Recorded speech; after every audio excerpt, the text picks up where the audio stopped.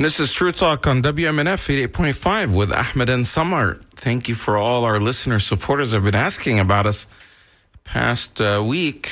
We are still here at WMNF. Samar and I just had a break around the New Year's. And yeah, so a lot is happening in the news. A lot is happening all over the world. Things you just can't keep up with it.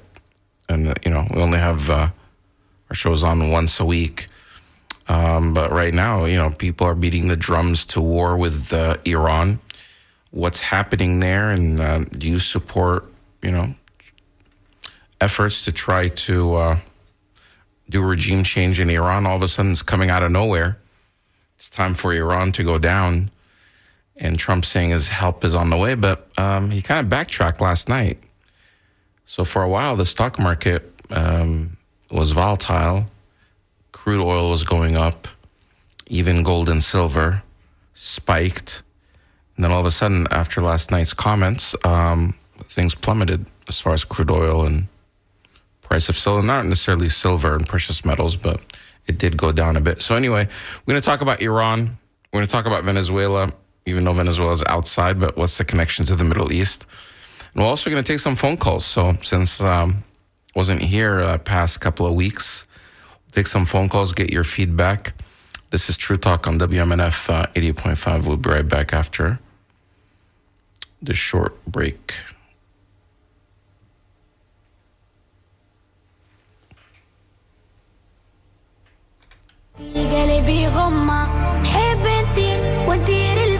يحبوا يقصوا لجناحي قولي ذكراني مخنوق ومنك طالب اسماحي هما كلها موحلة دق دق دق كلها تشوف الدنيا كحلة سحرة قحلة دق دق دق بس تشوف الدنيا أحلى والحومة مفحلة دق دق دق تستنى في عسل النحلة سابورة كحلة هسنا الطيار والمنافع قبل رحلة ضايع بين الحيوت وما لقيتش بلاصة حومة بين بلاد الهوت يما خلوني بالشيخة مسموت وحكموا ناس الراقة والكراسي بالهبوط نحب نشد الروت ونقلب المناظر نقلب وجهي من هنا يما ما نحب نعيش الأحياء بالموت نوفا كيما ولد الجارة بالشيخة تبلا يا ليلي ويا ليلى وش باش نشكيلك يما وقالوا لي ليلى صغير وفي قلبي غمة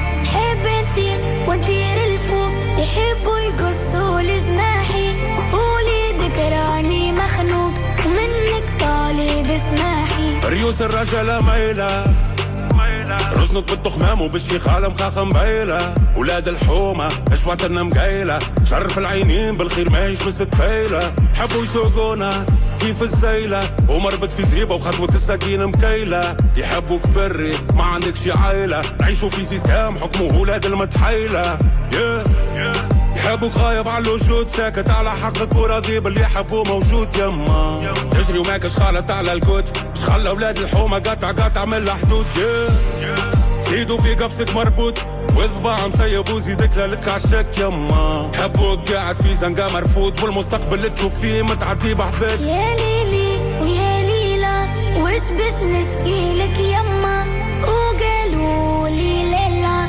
صغير وفي قلبي غمة حب نطير ونطير الفوق يحبوا يقصوا لجناحي قولي ذكراني مخنوق ومنك طالب اسماحي يا ليلي يا ليلى وش باش نشكيلك يما وقالوا لي ليلى صغير وفي قلبي غمة حب نطير ونطير الفوق يحبوا يقصوا لجناحي قولي ذكراني مخنوق ومنك طالب اسماحي.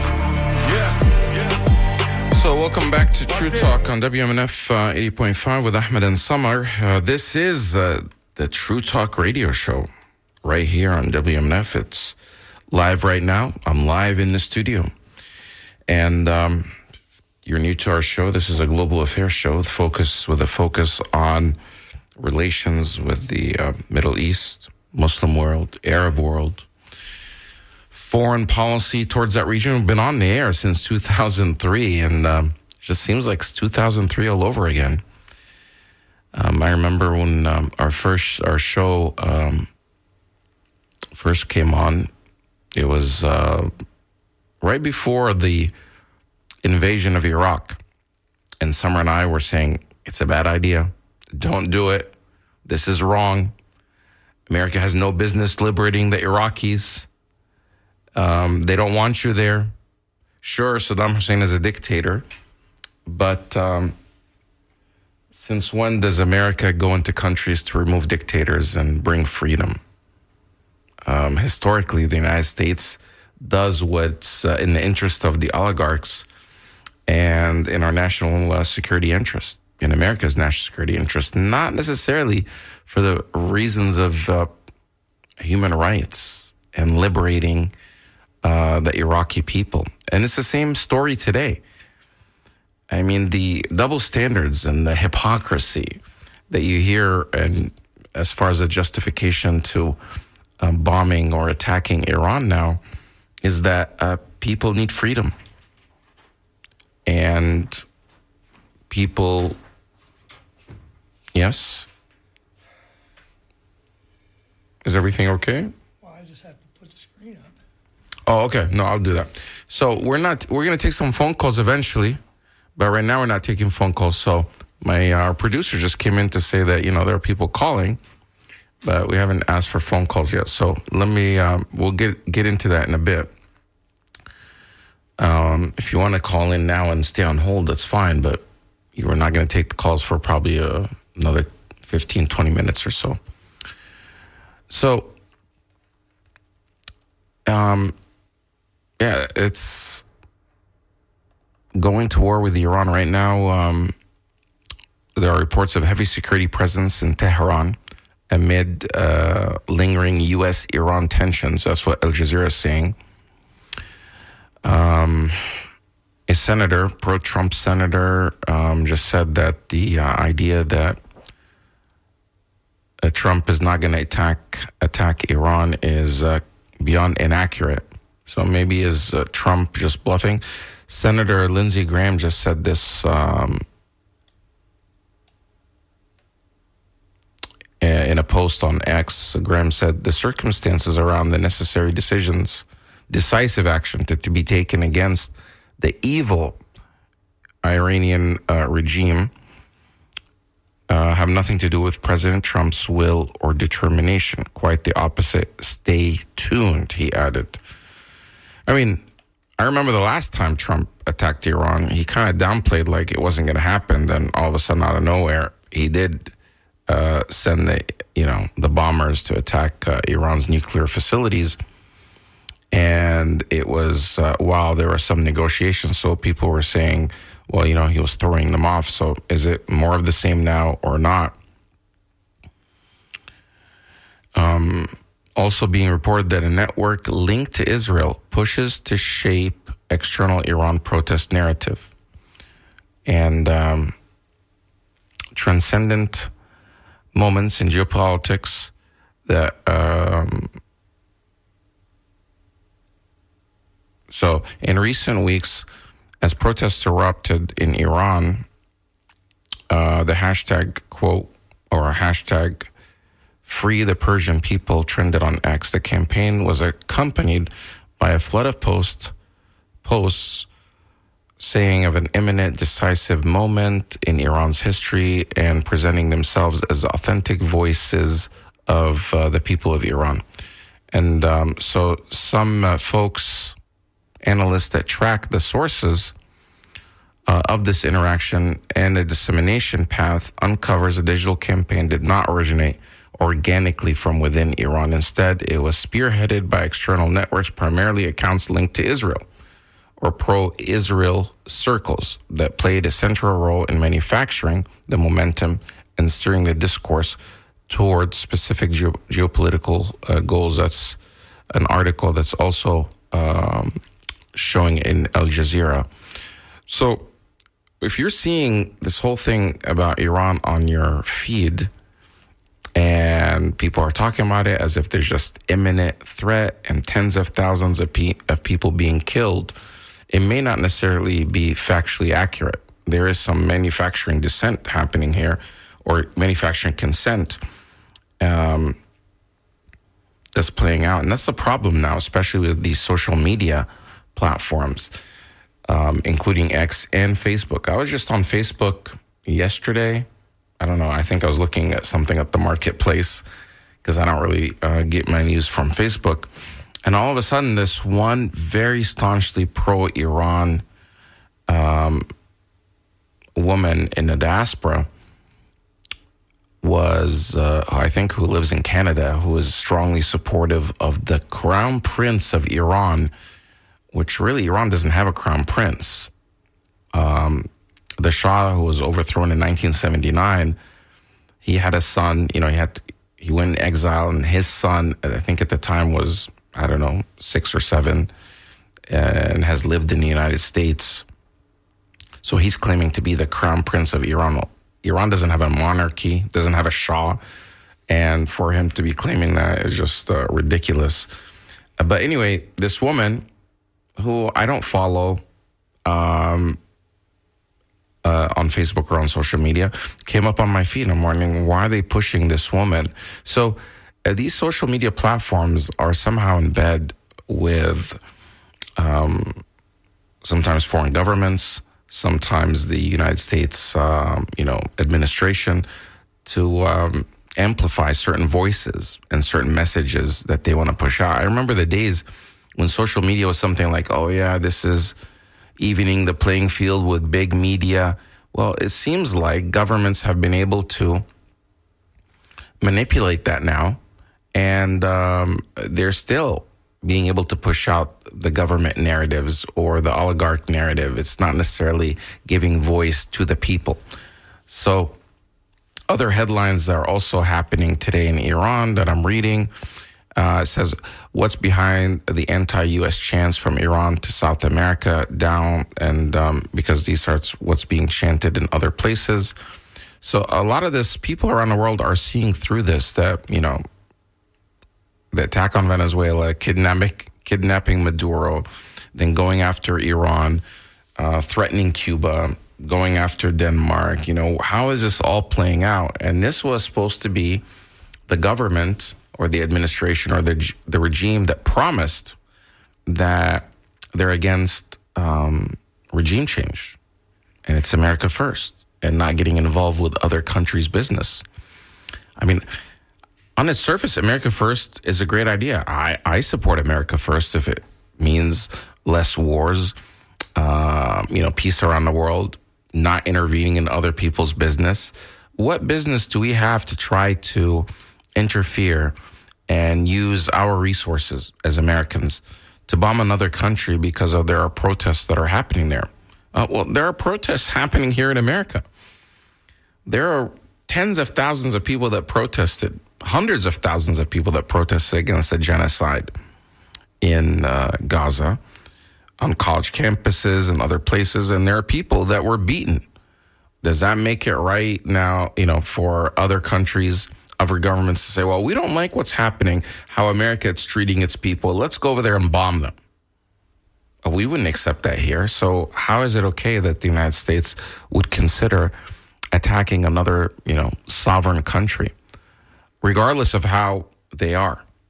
That's not really what our resources should be used for. And anytime our military, our government gets involved in meddles in other countries' affairs, it's always for another agenda.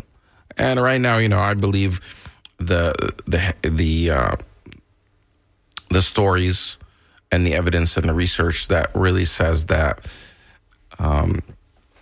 Israel and the Netanyahu regime is really pushing for a full-out war against Iran by the United States. They want America to destroy Iran for them, not themselves. Israel doesn't want to go attacking Iran. They don't want to go fight that war. They want to push America to go fight that war for them, just as they did with Iraq. That's what happened. And anyone that tells you that, Israel didn't lobby for that, of course they did. Go back to the hearings, go back to what Netanyahu was doing and lobbying and pushing for the attacks on Iraq, saying that it's a threat to, it's in America's best interest, pushing this narrative of weapons of mass destruction that were never found. It was a big, huge lie. And again, and since then, pushing this narrative that Iran is on the brink of developing nuclear weapons and they have to be stopped. And they succeeded in getting the United States to bomb Iran a few months ago, to bomb their nuclear facilities with these bunker-busting, bombs that only the United States has and Israel does not have. But since things have calmed down a bit, and there's supposedly a ceasefire in Gaza, people thought that, okay, well, those hostilities are over. But now Netanyahu's back at it, pushing for a full-out war against Iran. In reality, it's really on behalf of Israel, and we shouldn't accept that. We should let our politicians know that we shouldn't be bombing other countries. Sure, Iran. I dislike the regime in Iran. I think that they're authoritarian and they don't allow enough freedoms. But that does not mean if the people of Iran want to overthrow their own regime, let them do it on their own. If they can't do it, then maybe they need to keep working at it. But let's not use American resources to go in there and pretend that we care about the people of Iran and freedom there. At the end, all the United States and Israel wants to do, and I'm saying this as somebody who loves the United States. However, when I say the United States, I mean the current government, all the current government and the foreign policy establishment in Washington. What they want to do is install not a democratically elected leader. They want to install another type of dictator that would control the people and be pro-Israel and pro-America. And that's what the Crown Prince is basically saying. If you look at a lot of these anti-Iran protests, they include the old flag of Iran and the flag of Israel. Why is the Israeli flag? Why are they taking the Israeli flag to these protests in Los Angeles and in New York and other places? Why are there so many pro-Israel Zionists involved in those protests, waving the Israeli flag and the old Iran flag? What's the connection between the two? You can't realistically, you can't be somebody who's advocating for human rights in Iran and be waving the Israeli flag. Israel is one of the biggest violators of human rights in the world. Their leaders are wanted by the International Criminal Court for crimes against humanity and genocide. Most people now, most scholars have ruled and said, including Israeli scholars, that what Israel has done and continues to do in Gaza amounts to genocide. So the same people that were defending Israel's right to continue bombing and massacring tens of thousands of civilians in Gaza are now somehow pro-human rights for the people of Iran. How does that make sense? That is obviously not the agenda here. The agenda here is a type of, they love to have a regime change, not to somebody that will respond to the people of Iran, but another type of dictator. The Shah was a dictator. And the crown prince, the son now that is claiming to be a crown prince, he's not a crown prince. He's just a guy that's been living in America since his father was exiled and has, grown up here. He's never led a government. He's never, his only connection is his father was. So what qualification does he have to go back and rule Iran? But the only thing he's promising is that, he'll be allies with Israel. And let's not forget how the Shah of Iran came to power anyway. In 1953, the United States and Britain, through the CIA and other spy agencies, instigated and coordinated a coup that led to the removal of Mossadegh. He was the prime minister, democratically elected prime minister of Iran in 1953, was overthrown by the United States and Britain through this clandestine operations. Again, to make it look like, and they did carry out this coup and removed Mossadegh and installed the Shah. And for the following, 30-some years, the Shah ruled Iran with an extreme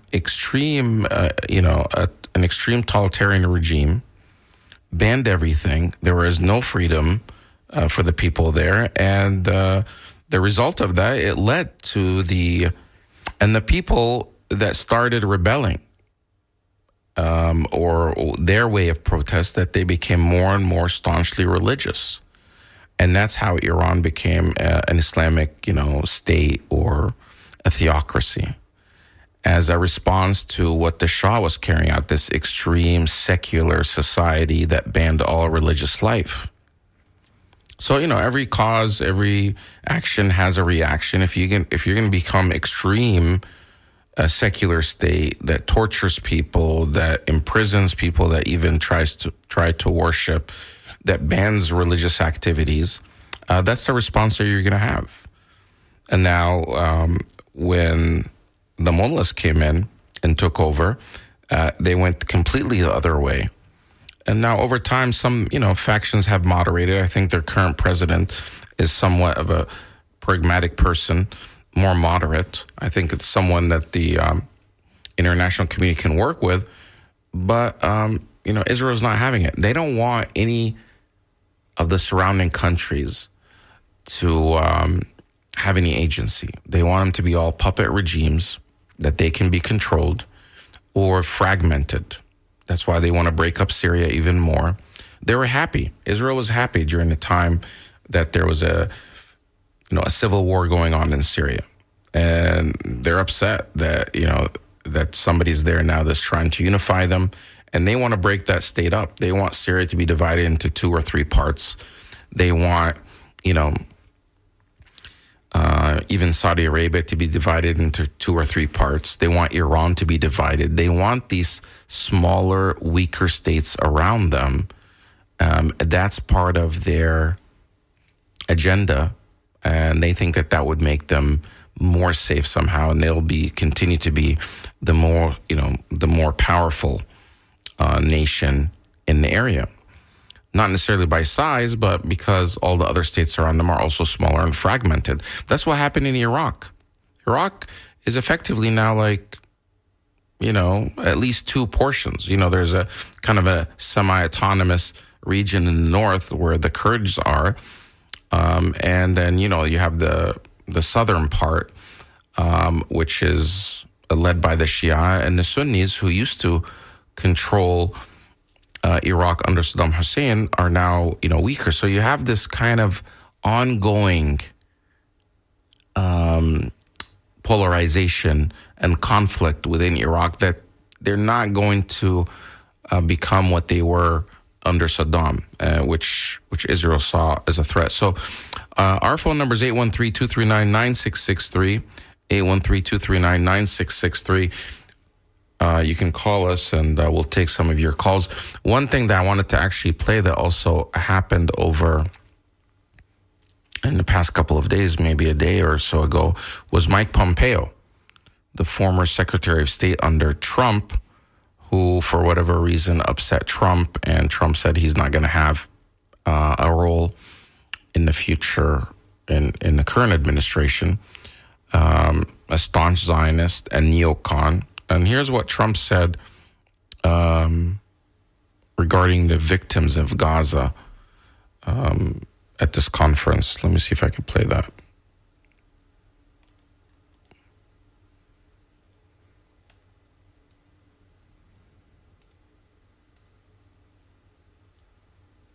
The next generation of young people won't remember. Okay, hold on. Let me try that again. Of young people won't remember October 7th in the same way. That's true in Israel and in America and broadly in the world. And we need to make sure two things. One, it's not that we don't forget. We need to make sure that the story is told properly so that when the history books write this, they don't write about the victims of Gaza, right? They can't, the history, and it's, I should be a little more precise. There were victims in Gaza, right? It's true. There are civilian casualties in every war that's ever been fought. But the victims were the people of the nation state of Israel. This is the kind of they want to rewrite history. They want to deny what actually happened. That, Israel carried out a genocide and continues to do that. Now it's just a slower genocide. They killed tens of thousands of people, at least 20,000 children. There was an attack on October 7th. However, you can't call that genocide. That was a group of armed people that attacked. They attacked Israel or parts, at the border. Definitely attacking any civilian is unacceptable and is a crime. And that's to be condemned. But there's no comparison between what those militants and Hamas fighters did on October 7th and the huge, civilian death count and the massacres and the constant bombings and the destruction of just about every building in Gaza. There's no comparison between the crimes that Israel carried out compared to October 7th. It's not justified. And anyone that tries to justify the genocide that was carried out by Israel in response to October 7th is just delusional or just, justifying the unjustifiable. Just look at the images of what has happened in Gaza and the number of deaths. And, there's all this speculation and all this evidence now that Israel, the surveillance state, the government that has all the tools to know everything is happening, that somehow some people there knew that October 7th was going to take place, and there was an order to stand down. That, there weren't these protections at the border. That was somehow some elements or some segments, and this is what some people are speculating. You can research it yourself and see if it's true or not, that they allowed it to happen. Because there was too many signs and too many people within the military were sounding the alarm, but, it happened anyway, or was allowed to happen.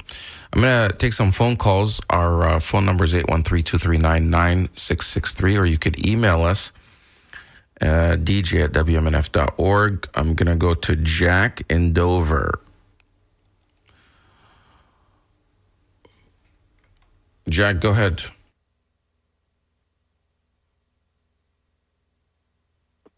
Hello? Hi, Jack. Go ahead. Yeah.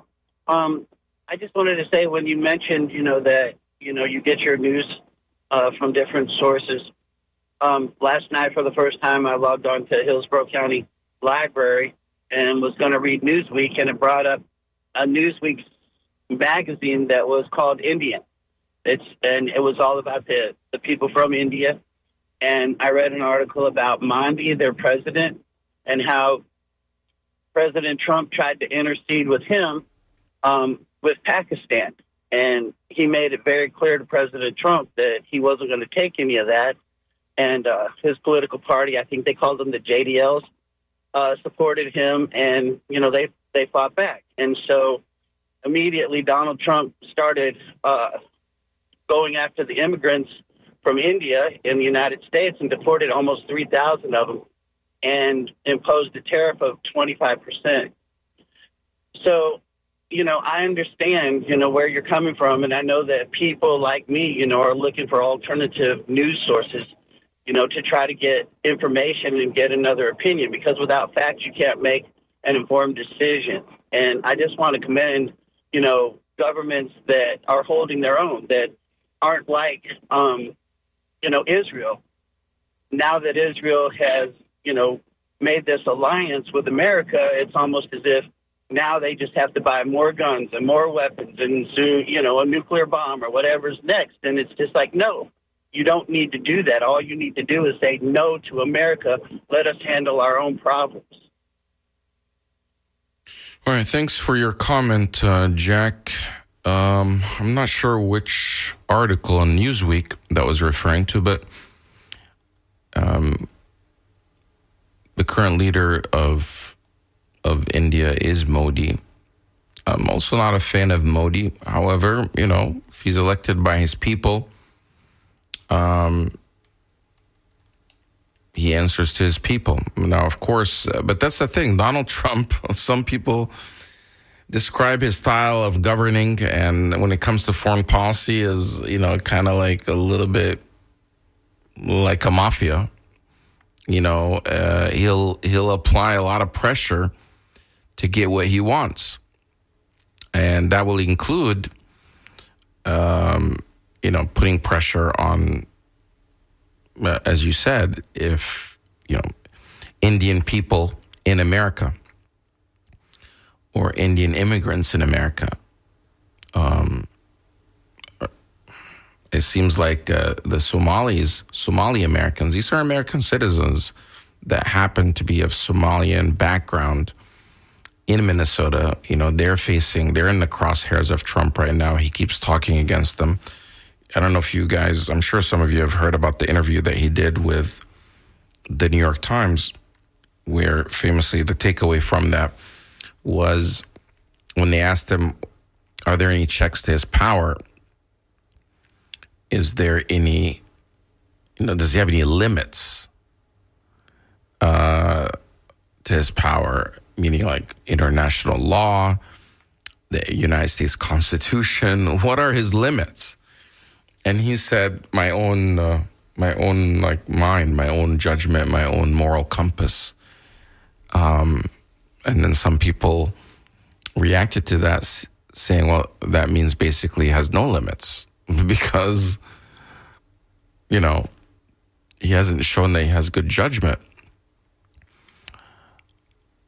There's some things that he might be getting right. I can't recall them right now. But for the most part, when a president is elected, whether we vote for him individually or not, he takes an oath to abide by the Constitution and to follow the law. But it seems like this administration either interprets those laws, the very same laws that others interpret and have interpreted in the same way for decades, if it's not, a couple of centuries, and they interpret them differently. And people are concerned about that. Where does this power end, and when will Congress do their role? I mean, look what happened in Minnesota with Renee Good, the woman who was shot in the face by, an ICE officer. And then, okay, it's not what makes me upset is not what happened to her. I mean, of course, it's horrific. What makes me more upset are so many people that are justifying it. In the past, even in local levels, if a police officer kills a civilian, right away, the person is suspended, put on leave, an investigation starts. But before any of that, within minutes, on social media, government officials from official accounts and on television, and the Secretary of Homeland Security, they go on TV and they defend the agent's actions immediately and blame the woman who was killed. You guys, they weren't there. They don't know, what took place. So we've become this society where even the government officials are just kind of like trolls. They don't wait for the facts. And not only that, they dig in and try to make sure that an investigation doesn't take place. They're denying the local authorities, the local police, state police in Minnesota to participate or to do their own investigation. They're blocking it. Who's going to get justice for Renee Good? You're talking about protesters getting killed in Iran. There are protesters getting killed in America. And it's not some grainy video. This is pretty clear. Who killed who?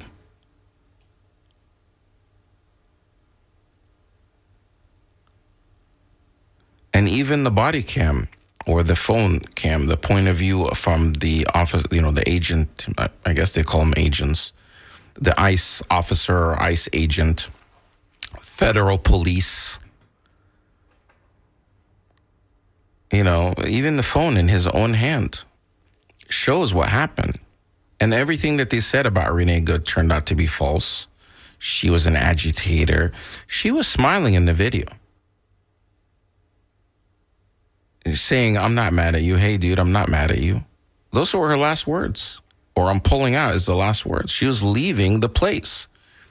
They're claiming that she was blocking the road, even though she was waving cars by her, saying, go ahead. And some of the cars passed her. And she was clearly pulling out. And her girlfriend was getting in the car, about to open the door, get in. She's pulling out. The guy's pulling on, another agent's pulling on her car, telling her to get out. Didn't identify himself. And her, wheels are clear. She's doing pulling back so she can make, right turn so she can. But I think if you watch that video, especially the video where the agent himself, I forgot his name, the one that did the shooting, the shooter, he was holding his phone in his right hand. And he was filming as he was circling the car and getting the license plate. All of that, he had his iPhone or his phone in his right hand as he was recording. But when he was on the passenger side and his girlfriend started kind of not taunting him, but making fun of him, saying, go grab lunch, big boy.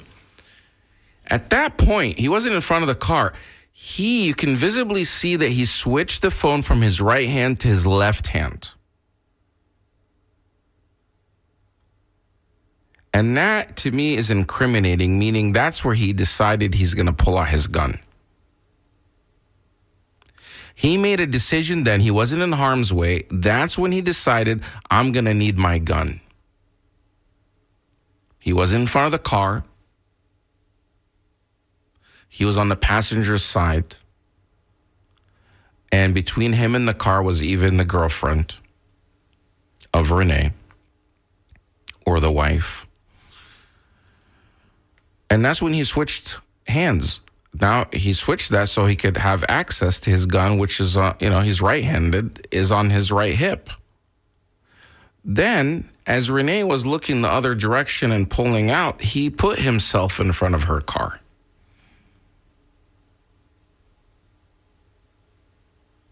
That to me is very incriminating. And the fact that you shoot through the side window, you're already in the clear. And then the expletive that he said after he shot her is very telling about his intent. He should be arrested. The very least, there should be an investigation. If you can't put your politics aside and agree on that, then you're losing your own moral compass. It's very clear. The very least, there should be an investigation. A thorough investigation, independent, and not by ICE. They're the ones that did the shooting. And that kind of nonsense has to stop. Don't tell me about people getting shot in Iran. That is bad. But you're shooting people here in America. Following your policies. So this is Randy from Gulfport. Randy, go ahead. Yeah. Hello, Ahmed. I was taken aback when President Trump was indicating that he was going to send help to the Iran protesters, when all I've gathered over the last several months is that this is a man that would probably be willing to turn guns on our own protesters in the street. It's really a weird irony that he would do that, but he's always kind of revealed who he is, and people just, some go along with it and some write it down and say this man is not right, about his idea of how he wants this democracy to work in America, which would not be a democracy if his blueprint came into full fruition. I also wanted to ask you if I could get the text number where you could maybe text me some publications on the history of Zionism. One show several months back where you were speaking about today's general interpretation of our Christian New Testament, and I don't know about the Old Testament part, but that it was kind of designed by a Zionist, or he had great influence in that. I find that very troubling, and I'd like to, maybe by text, you could put me on to a couple publications, if they are even in the library, to help me get a better understanding. I'm currently trying to read through the Israel Lobby. I'm sure you're familiar with that book. Yeah. And I'm kind of slow going at it, and I think it's already overdue, but I plan to finish it, and it has a lot of revealing information on, our history with Israel, and I'd just like to get more facts regarding. Okay, thanks, Randy. So if you want to message with me, you can send me a message at dj@wmnf.org. I'm sorry. That's if you want to message me right now. But if you want to message me off air, send a message to True Talk at WMNF.org. True Talk at WMNF.org. The book you're referring to, that you're reading, is The Israel Lobby by John Mearsheimer and Stephen Walt, which came out in 2007. It caused a lot of ruckus, and of course the pro-Israel lobby and the Zionist groups tried to cancel them, which kind of reinforced what their book actually says. Yeah, it's a good book. What you're referring to about the Bible is called the Scofield Bible. Scofield Bible. It was commissioned by Rothschild, and it's from 1917. It's basically like a study Bible. It's called the Old Scofield Study Bible, King James Version, Classic Edition, 1917 notes. So it's kind of a study Bible that would have these notes on the side to describe things and indexes. And that played a huge role in American understanding of Christianity and influence on churches. And it's kind of central. It's now become central, especially in the Christian Zionist beliefs. If you remember the interview between Tucker Carlson and Ted Cruz, where basically Ted Cruz says, it's his belief, it's his job as a Christian to bless the state of Israel. And Tucker Carlson saying, state of Israel was not even around back then. The modern state of Israel that we know today surely is not the same as the one that's mentioned in the Bible. And, there was this big disagreement over that. But yeah, that wasn't always the case. If it's part of Christianity to bless Israel, then why is it that for centuries, the major proponents of anti-Semitism and anti-Jewish hatred were Christian churches in Europe? Those were the ones that are pushing the hatred of Jews. And that's even before Zionism. And Jews were put into ghettos. They eventually, they sought safety in Muslim majority countries that actually protected Jews and the Jewish communities, because as Muslims cannot just attack Jews. And they actually, it's part of Islam to believe that Judaism is a legitimate religion from God. But my understanding of what those, verses in the Old Testament mean when they talk about, this covenant between God. It wasn't a covenant between God and the state of Israel. It was a covenant between God and Abraham. And he basically says that, that he's going to bless his progeny and bless the people that bless Abraham, somehow. And if it's reference Israel in the Old Testament actually refers, Israel was the name of Jacob. Jacob is a descendant of Abraham. Abraham had Isaac. Isaac had Jacob. Jacob's other name was Israel. So when it talks about, mentions blessing Israel, it's really means Jacob. And maybe that extends to his, 12 children that became, they stretched the meaning that somehow, Jacob had 12 children and they became the 12 tribes of Israel. Why do they call them the children of Israel? Because they're the children of Jacob. Jacob's other name is Israel. And that's why they're called the children of Israel, meaning they're the children of Jacob. Look up the Scofield Bible, which was commissioned by the Rothschild, and it was a way to try to influence Christianity to make it more Zionist. And some churches were impacted by that. Our phone number is 813-239-9663. And email is dj@wmnf.org.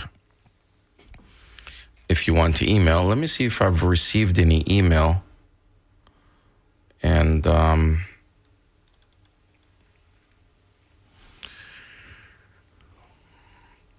killing a citizen. Okay, this message. Yes, Americans are being killed here in America. I really, really hope that the Iranian in the world is seeing the government killing people for demonstrating, which is constitutional right. Thank you. The people are seeing, they're shocked, but people are also seeing the double standard. Of course, there are protesters that may be killed, that may have been killed in Iran. I don't know the number. But they're also saying that there's a lot of Mossad agents on the streets of Iran that are fighting and instigating a lot of these things. One of the places that was burned in Iran during these protests was a mosque. And some of these Iran or Persian people in diaspora, like me, outside, like here in the West, in America and in Canada and other places, some of them were celebrating it as they waved the Israeli flag. What does that mean? How are you going to celebrate? You claim you're from Iran and you're celebrating the burning of a mosque in your country? A lot of people from Iran are actually saying, yeah, we may be against the regime, but we are definitely against America and Israel coming in and doing any of this stuff. So thank you, Irene, for that message.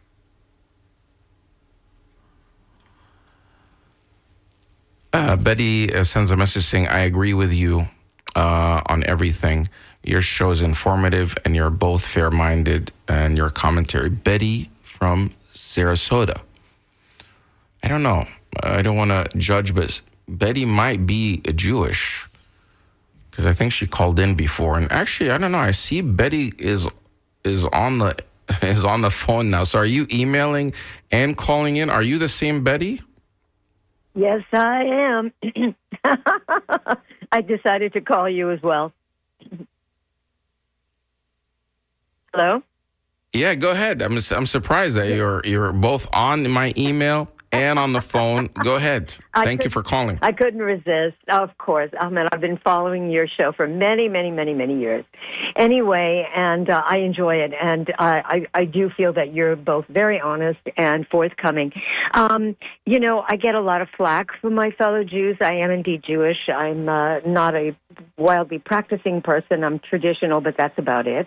So I'm not a remotely religious person. So, I don't go by New Testament or Old Testament texts or anything like that because we don't really know who wrote them and when and how and so forth. So that's just too far back.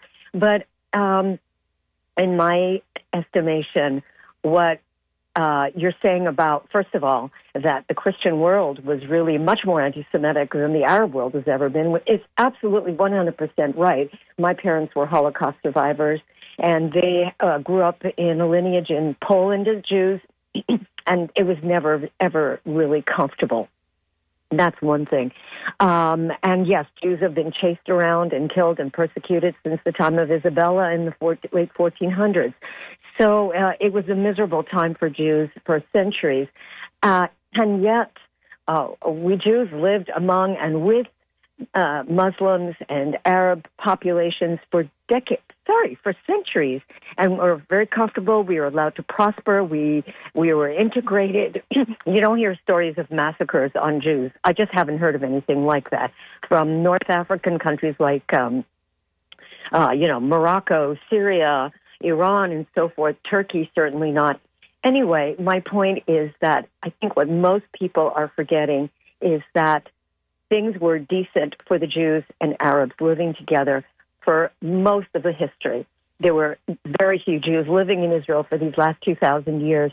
We came by the tens, if not hundreds of thousands after World War II, and that's when all hell broke loose. So it was just a matter of a few powerful Brits and a few powerful Americans making decisions for millions of people. And there is the problem. And then when you get a population that's beleaguered and persecuted and angry and exhausted, they're going to do everything to make sure that their lives are bettered.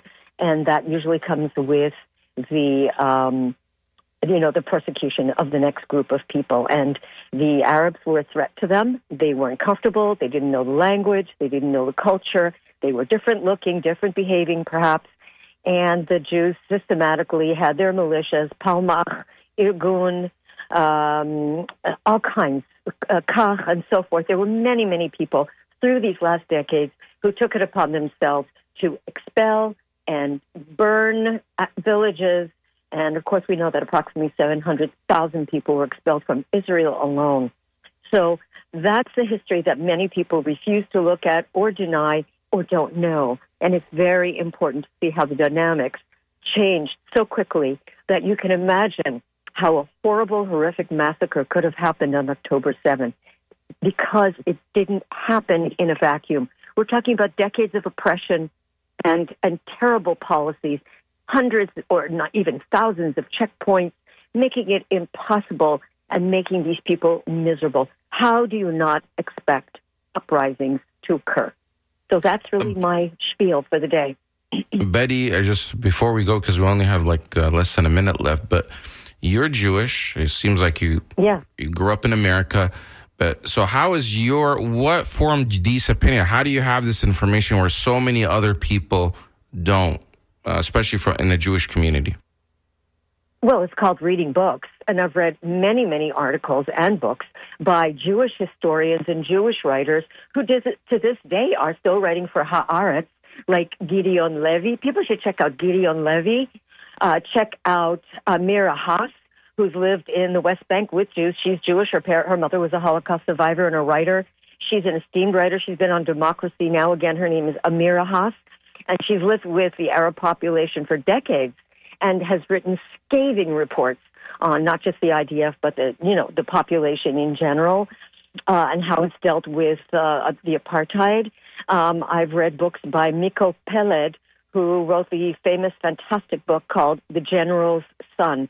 People should read it. It's a small, easy-to-read book, and it really spells out everything. And he grew up with a top general father who was on the inside and knew everything, and he knew the original leaders of the country. He knew Moshe Dayan. He knew Golda Meir. He knew everybody. And so when you're hearing it from Jewish people, Israelis, and then you're hearing from former officials from not just Mossad, but also from the defense forces, who are saying that they went beyond the pale in this recent genocide, that the war should have been over and done with in less than 1 year, and we keep going on and on. How do we expect